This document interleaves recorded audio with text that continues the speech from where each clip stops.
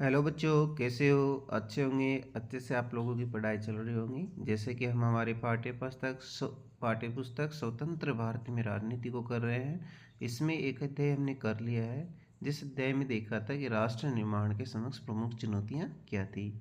आज हम हमारा अध्याय 2 है, एक दल के प्रभुत्व का दौर। इस अध्याय में हम चुनावी राजनीति के पहले दशकों की बातों पर गौर करेंगे और एक स्वतंत्र निष्पक्ष चुनाव प्रणाली की स्थापना को देखेंगे। साथ में ही हम आज़ादी के बाद के शुरुआती सालों में कांग्रेस पार्टी का दबदबा और विपक्षी दलों और उनकी नीतियों का जो उद्भव हुआ उनको इस अध्याय के अंतर्गत देखेंगे। ठीक है बच्चों, आगे चलते हैं हम। वैश्विक परिदृश्य। वैश्विक परिदृश्य के अंतर्गत देखेंगे कि उपनिवेशवाद के चंगुल से आज़ाद हुए कई देशों ने राष्ट्रीय एकता को प्रथम प्राथमिकता रखा। उस दौरान स्वतंत्र हुए देशों ने सबसे पहले अपनी राष्ट्रीय एकता को ही प्राथमिकता समझा। चुनौतियों की चपेट में आई कई देश के नेताओं ने फैसला किया है कि उनके देश में लोकतंत्र नहीं अपनाया जा सकता। क्यों नहीं अपनाया जा सकता? क्योंकि उनकी राष्ट्रीय एकता हमारी पहली प्राथमिकता थी। इसलिए लोकतंत्र को अपनाने में मतभेद और संघर्ष को बढ़ावा मिलेगा और कई देश लोकतंत्र को नहीं अपनाना चाहते थे। इसलिए कई देशों में अलोकतांत्रिक शासन व्यवस्था कायम हुई। इस अलोकतांत्रिक शासन व्यवस्था के कई रूप सामने आए, जिसमें एक दल पार्टी या किसी एक सैन्य दल का दबदबा। वालदा जल्दी लोकतंत्र कायम किया जाएगा और कई देशों में विशेषकर भारत में लोकतंत्र को कायम करने पर बल दिया गया। पर अलोकतांत्रिक जो शासन व्यवस्था के जमे पाव था उनको बदल पाना मुश्किल हो गया, क्योंकि कोई एक दल था या कोई एक व्यक्ति का शासन था या सैन्य शासन था, तो उन्होंने अपने पैर जमा लिए और वही काफ़ी लंबे समय तक टिके रहे, क्योंकि उन्हीं के अपने नियम होते थे। वही अपने संविधान अपने द्वारा एक पार्टी के हित में बनाते थे। तो इस तरीके से उनको बदल पाना मुश्किल होता जा रहा था। चलो बच्चों, अब देखते हैं हम भारत की स्थिति। क्या देखेंगे हम भारत की स्थिति को? तो भारत की स्थिति के अंतर्गत भारत में भी चुनौतीपूर्ण परिस्थितियाँ रही। हमारे स्वतंत्रता संग्राम की प्रतिबद्धता लोकतंत्र से है, क्योंकि हमारे स्वतंत्रता संग्राम की प्रतिबद्धता किससे है? लोकतंत्र से है। हमारे नेता लोकतंत्र में राजनीति की निर्णायक भूमिका को लेकर सचेत है। हमारे नेताओं ने लोकतांत्रिक व्यवस्था का रास्ता चुना। हमारे देश जैसे आज़ाद हुआ, आज़ाद होने के उपरांत ही सार्वभौम का जो सिद्धांत है वो अपनाया और लोकतांत्रिक शासन व्यवस्था को ही अपनाना एक अच्छा अपना आदर्श माना और उसी को ही चुना। लोकतांत्रिक राजनीति क्या होती है? लोकतांत्रिक राजनीति में समाज का शासन कैसे चलेगा, नियम कायदे क्या होंगे, जिसके अंतर्गत कई समूह होते हैं जिनकी आकांक्षाएं और उम्मीदें अलग अलग हो सकती है। अलग अलग होने के उपरांत उनमें टकराव भी हो सकता है और टकराव हो तो उनका समाधान किस प्रकार से किया जाए, लोकतांत्रिक तरीके से किया जाए, ताकि सबका भला और सबका अच्छा, सबके साथ न्याय हो। इसी ही जनहित के फैसले को अमल में लाना ही हमारी लोकतांत्रिक राजनीति का प्रमुख उद्देश्य रहा था।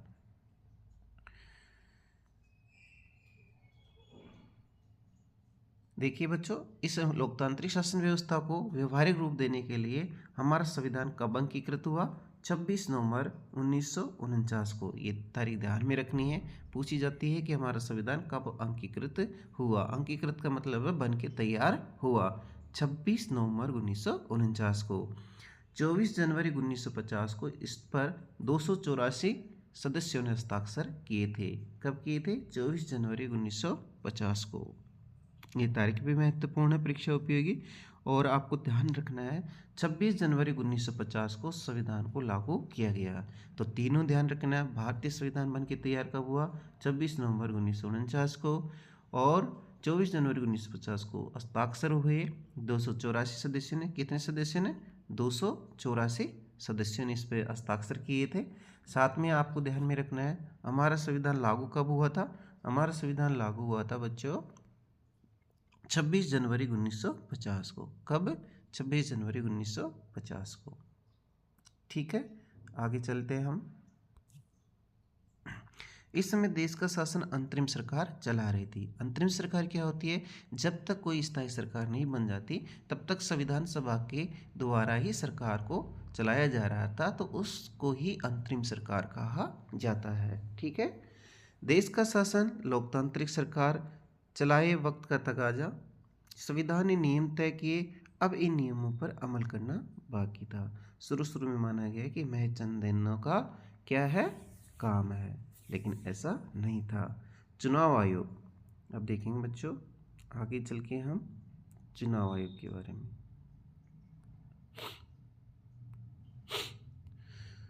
चुनाव आयोग का गठन कब हुआ? जनवरी 1950 को। ध्यान रखना, जनवरी 1950 को चुनाव आयोग का गठन होता है। और पहले चुनाव आयुक्त कौन बनते हैं? सुकुमार सेन। कौन बनते हैं? सुकुमार सेन। ये ध्यान में रखना है, बहुत इंपॉर्टेंट क्वेश्चन है, आपके बोर्ड में आने योग्य। उम्मीद है कि देश का पहला आम चुनाव 1950 में किसी भी वक्त हो जाएगा, ऐसी उम्मीद की जा रही थी। लेकिन फिलहाल शुरू में हमने 2 बार चुनाव को स्थगित करना पड़ा, लेकिन आखिरकार हमने 1951 के अंतिम समय में और 1952 में चुनाव संपन्न करवा लिए थे। जैसा कि समस्या क्या क्या आई उसको भी थोड़ा सा हम देख लेते हैं। देखते हैं इसके अंदर समस्याएं क्या क्या थी। सबसे बड़ी समस्या जो हमारे सामने आ रही थी वो थी मतदाता सूची बनाना। किसकी आ रही थी? मतदाता सूचियों को बनाना, जिसका पहला प्रारूप देखा जाए तो 40 लाख जो महिलाएं हैं उनके संदर्भ में देखा जाए तो उनका नाम पता ही नहीं है।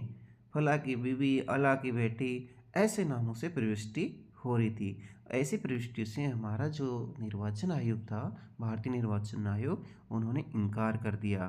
तो भारत का एक विशाल आकार था, चुनाव क्षेत्रों का सीमांकन करना था, 400 निवासी सांसद और 3200 विधायक, और उस समय कितने मतदाता थे? 17 करोड़ मतदाता थे। कितने करोड़ मतदाता थे? 17 करोड़ मतदाता थे और 15% साक्षर थे। तो 400 निवासी सांसदों का चुनाव कराना, 3200 विधायकों का चुनाव कराना और 17 करोड़ मतदाता और 15% ही उस दौरान क्या थे? साक्षर थे हमारे मतदाता। तो ये थोड़ा आपको ध्यान में रखना है।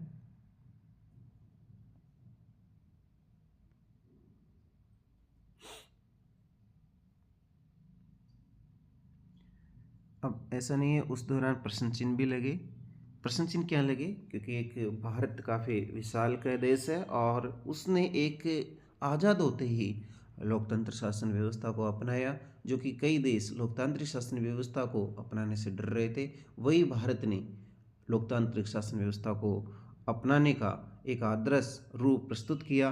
तो उस पर प्रश्न चिन्ह लगे कि उस वक्त देखो, उस वक्त लोकतंत्र केवल धनी देशों में कायम था, इसलिए भारत कोई धनी देश उस दौरान था नहीं, तो स्वाभाविक है ऐसा सोचना। और यूरोप के बहुत से देशों में महिलाओं को मताधिकार नहीं मिला था और भारत स्वतंत्र होते ही महिलाओं को मताधिकार देने के बारे में सोच रहा था।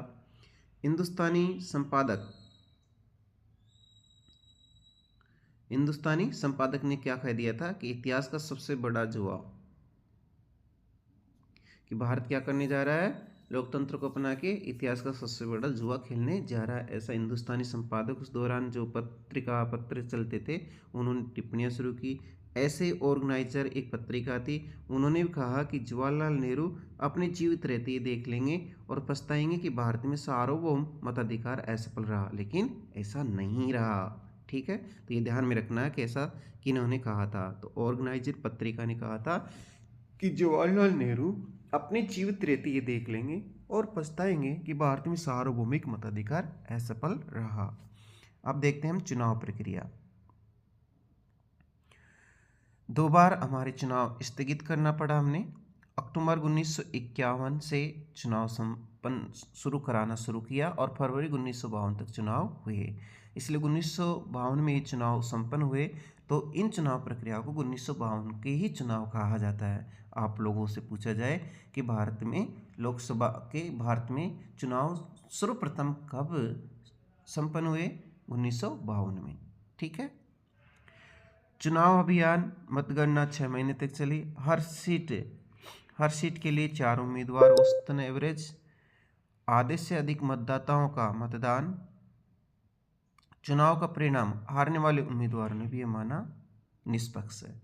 देखो, लोकतांत्रिक शासन व्यवस्था की सबसे बड़ी यही पहचान होती है कि वहाँ के रहने वाले लोग, मतदाता को ऐसा लगे कि हमारी चुनाव प्रक्रिया निष्पक्ष रही है और स्वतंत्र तरीके से हमने मत दिया है। तो वो सबसे बड़ी सफलता लोकतांत्रिक शासन व्यवस्था के लिए मानी जाती है। इस प्रकार से हमारी चुनाव प्रक्रिया रही और लोगों का जो मुंह था, जो पहले लोकतांत्रिक शासन व्यवस्था को भारत के संदर्भ में लेकर टिप्पणियां कर रहे थे, उनका लोगों का मुंह बंद हो गया।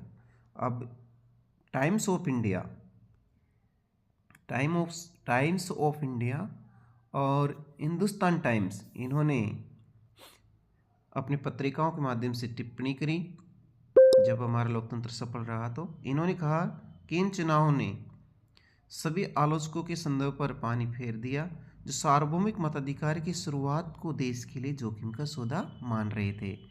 ऐसा किसने कहा? टाइम्स ऑफ इंडिया ने। हिंदुस्तान टाइम्स ने कहा कि ये बात हर जगह मानी जा रही है कि भारतीय जनता ने विश्व के इतिहास में लोकतंत्र के सबसे बड़े प्रयोग को बखूबी अंजाम दिया। तो ये ध्यान रखना थोड़ा थोड़ा कि किस पत्रिका में ये बात कही गई, ये किसने कहा है। तो देखिए, आलोचकों के संदर्भ में पानी फेर दिया जो सार्वभौमिक मताधिकार की इस शुरुआत को देश के लिए जोखिम सौदा मान रहे थे, टाइम्स ऑफ इंडिया ने कहा। और हिंदुस्तान टाइम्स ने कहा कि भारतीय जनता ने विश्व के इतिहास में लोकतंत्र के सबसे बड़े प्रयोग को बखूबी अंजाम दिया। लोकतंत्र का शुरुआती दौर।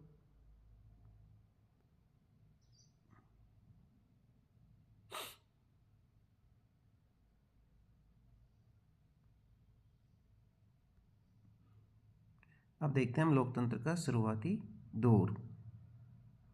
इसमें पहले 3 चुनाव में कांग्रेस का प्रभुत्व रहता है। ठीक है। 1952 के आम चुनाव कांग्रेस के 489 सीट, कितनी सीट? 489 सीटों में 364 सीटें किसको मिलती है? कांग्रेस को मिलती है। 1952 के पहले आम चुनाव थे, उन पहले आम चुनाव में 489 सीट थी, उनमें से कांग्रेस को कितनी मिलती है? 364। ये ध्यान में रखना है, परीक्षा में पूछा जा सकता है।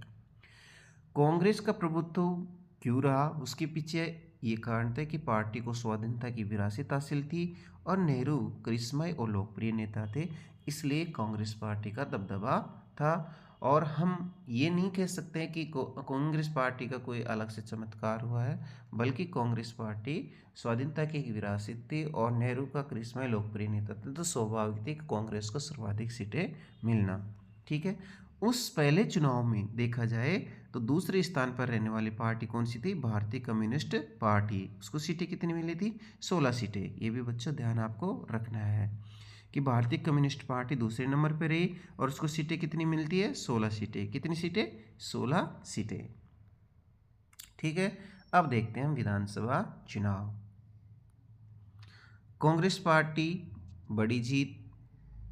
त्रावणकोर, कोचीन, मद्रास, उड़ीसा को छोड़कर सभी राज्यों में कांग्रेस को अधिकतर सीटें मिली। इस तरह राष्ट्रीय और प्रांतीय स्तर पर पूरे देश में कांग्रेस पार्टी का शासन था। 1957 और 1962 में भी कांग्रेस ने लोकसभा में अपनी पुरानी स्थिति बरकरार रखी। कांग्रेस की जीती गई सीटों का 10वां हिस्सा भी कोई अन्य पार्टी नहीं जीत पाई। एकाधिपवाद को छोड़कर केंद्र और प्रांतीय सरकारों पर कांग्रेस पार्टी का पूरा नियंत्रण था। ठीक है। कांग्रेस की जीत का आंकड़ा। हमारी चुनाव प्रणाली के कारण कांग्रेस की जीत का आंकड़ा दायरा बड़ा चढ़ा दिखता है। जैसे 1952 में कांग्रेस को कुल वोटों के केवल 45% वोट हासिल हुए, किंतु 74% सीटें हुई। देखने से ऐसा लगता है कि इस दौरान कांग्रेस के पास इतनी सीटें हैं, लेकिन अगर देखा जाए तो कुल वोटों का वोट कितने हासिल हुए थे? 45%, जबकि सीटें कितनी मिली थी? 74% सीटें मिली थी। वैसे सोशलिस्ट पार्टी को देखा जाए तो कुल वोटों का 10% वोट मिले थे, किंतु सीटें कितनी मिली? 3% सीटें ही प्राप्त हो पाई थी। अब ऐसा क्या कारण है कि वोट प्रतिशत कम हासिल हो रहा है, सीटें ज़्यादा मिल रही है?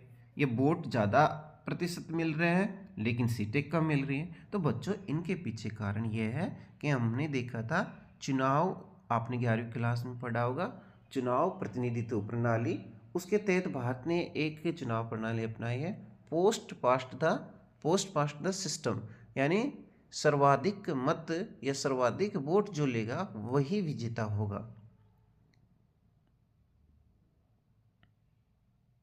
ठीक है, तो वो प्रक्रिया होने की वजह से जिसको ज़्यादा मत मिले उसको वही विजेता होगा। और उन्हीं कारण से जहाँ पर भी एक वोट अधिक मिल गया तो वही विजेता कहलाएगा। इसलिए सर्वाधिक वोट पाने वाली जीत की चुनाव प्रणाली के कारण ऐसा आप लोगों के सामने आंकड़े प्रदर्शित है।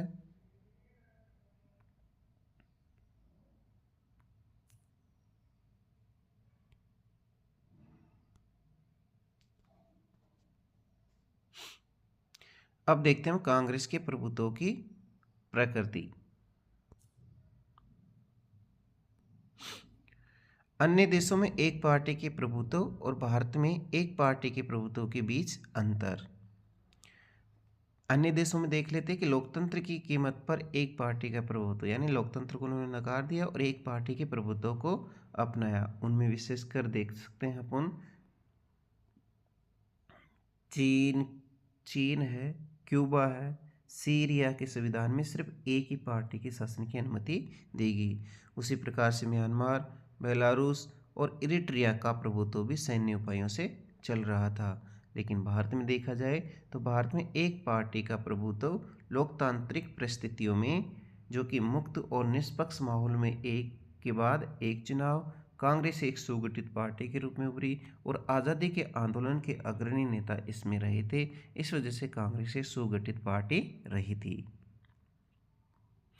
कांग्रेस के संदर्भ में समझते हैं हम। कांग्रेस जो थी इसकी स्थापना 1885 में हुई। इसका जन्म 1885 में होता है। इसमें नवशिक्षित कामकाजी और व्यापारी वर्गों का एक संगठन था। लेकिन इस कांग्रेस के अंदर क्रांतिकारी, शांतिवादी, कंजर्वेटिव, रेडिकल, गर्मपंथी, नरमपंथी, दक्षिणपंथी, वामपंथी हर धारा के समाहित लोग थे। इस वजह से 20वीं शताब्दी में जन आंदोलन के रूप में सामाजिक आधार को मजबूती मिली, जिसमें किसान, उद्योगपति, शहर गांव के निवासी, मजदूर, मालिक, मध्यम निम्न, उच्च वर्ग जाति सबको जगह मिली। सतरंगा सामाजिक संगठन होने की वजह से कांग्रेस क्या थी, एक सुगठित पार्टी रही थी। साथ ही हमारे पाठ्य पुस्तक में सीधा सीधा दे रखा है कि गुटों में तालमेल और सहनशीलता। ठीक है, इसके अंदर आपको इतना समझना है कि उस दौरान कांग्रेस ने किस प्रकार से अपने अंदर हुए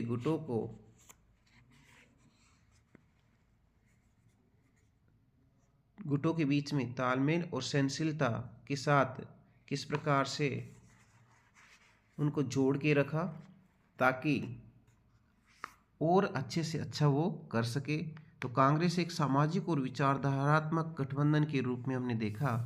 तो इसमें काफ़ी अनेक समूहों ने अपनी पहचान को कांग्रेस के साथ एक में कर दिया। कई बार तो ये भी हुआ कि किसी समूह ने अपनी पहचान को कांग्रेस के साथ एक सार भी नहीं किया और अपने अपने विश्वासों को मानते हुए बतौर एक व्यक्ति या समूह के कांग्रेस के भीतर बने रहे। ठीक है, तो अगर कोई समूह नाखुश भी हो तो वो पार्टी में बना रहता था। पार्टी को छोड़ विपक्ष की भूमिका से बाहर पार्टी मौजूद दूसरे समूह से लड़ना उनका मकसद था। कांग्रेस गठबंधनी स्वभाव जो भी आए गठबंधन में शामिल हुए। 16 समझौतों के रास्ते पर चलना और सर्वसमावेशी होना गठबंधन की विशेषता थी। और ये जो प्रणाली चल रही थी इसी को हम कांग्रेस प्रणाली कहते हैं। क्या कहते हैं? कांग्रेस प्रणाली कहते हैं, क्योंकि गुटों में तालमेल और सहनशीलता को देखा जाए तो पार्टी के अंदर मौजूद जो विभिन्न समूह गुट कहे जाते थे, अपने गठबंधनी स्वभाव के कारण कांग्रेस विभिन्न गुटों के प्रति क्या थी? सहनशील थी और इस स्वभाव से विभिन्न गुटों को बढ़ावा भी मिला। कांग्रेस के विभिन्न गुटों में से कुछ विचारधारात्मक सरोकारों की वजह से बने थे, लेकिन अक्सर गुटों के बनने और देखा जाए तो उनके पीछे व्यक्तिगत महत्वाकांक्षा तथा प्रतिस्पर्धा की भावना भी काम करती थी। ठीक है, तो आपको थोड़ा सा ध्यान रखना, कांग्रेस प्रणाली के संदर्भ में पूछा जाए तो कांग्रेस प्रणाली के बारे में यही बताना है कि कांग्रेस की जो अधिकतर प्रांतीय इकाइयाँ थी विभिन्न गुटों को मिलाकर बनी थी, और इनके भले अलग अलग दूसरी पार्टी हो चाहे गुट हो, वो किन्हीं किन्हीं रूपों में अपने मकसद अलग रखती थी, कांग्रेस की आलोचना भी करती थी, दबाव भी डालती थी। इसी क्रम में गुटों की जो मौजूदगी की प्रणाली थी, ये शासन दल के भीतर संतुलन साधने की एक औजार की तरह काम करती थी। इस तरह राजनीति होड़ के कांग्रेस के भीतर ही चलती थी। इस अर्थ में देखें तो चुनावी प्रतिस्पर्धा के पहले दशक में कांग्रेस ने शासक दल की भूमिका निभाई और विपक्ष की भी। जैसे कि हमने चित्र में आपने शुरू शुरू में देखा होगा, जो चित्र पहले दिखाया गया था कार्टून का, उसमें भी यही बात बताई जा रही थी कि किस प्रकार से कांग्रेस एक शासक दल की भूमिका निभा रही है और विपक्ष से भी। इसी कारण से भारतीय राजनीति की इस कालखंड को क्या कहते हैं? कांग्रेस प्रणाली कहते हैं। क्या कहते हैं? कांग्रेस प्रणाली कहते हैं। ठीक है, विपक्षी दलों की भूमिका देख लेते हैं उस दौरान।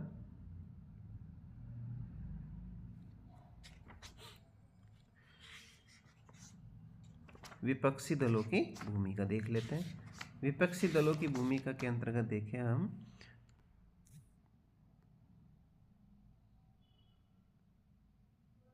विपक्षी दलों की भूमिका।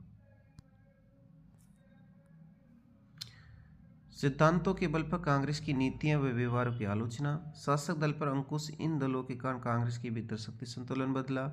इन दलों ने लोकतांत्रिक राजनीति विकल्प को जीवित रखा। शुरुआती सालों में कांग्रेस और विपक्षी दलों के नेताओं के बीच गहरा सम्मान था। अंतरिम सरकार के मंत्रिमंडल में डॉक्टर अम्बेडकर, श्यामा प्रसाद मुखर्जी जैसे विपक्षी नेता थे।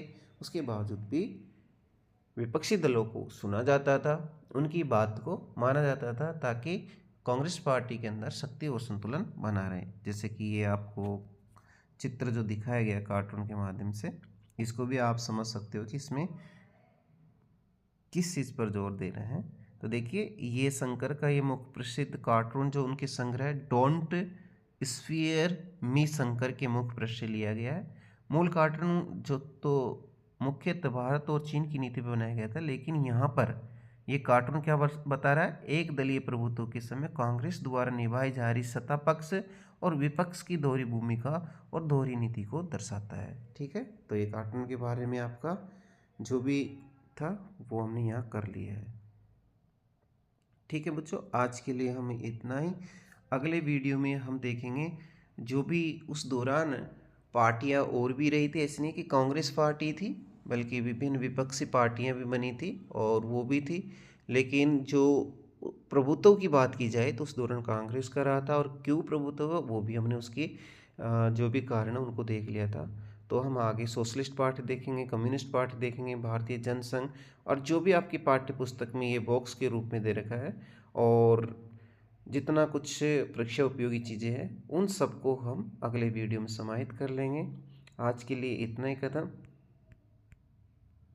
आज के लिए इतना ही, और हम देखेंगे कि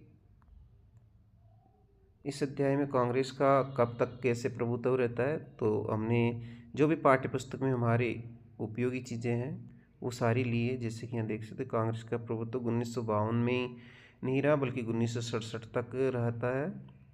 तो ये सारी चीज़ों को हम देखेंगे। ठीक है बच्चों, आज के लिए इतना ही काफ़ी है। फिर कल आएंगे और इसमें दूसरे वीडियो में इस पार्ट को पूरा कर लेंगे।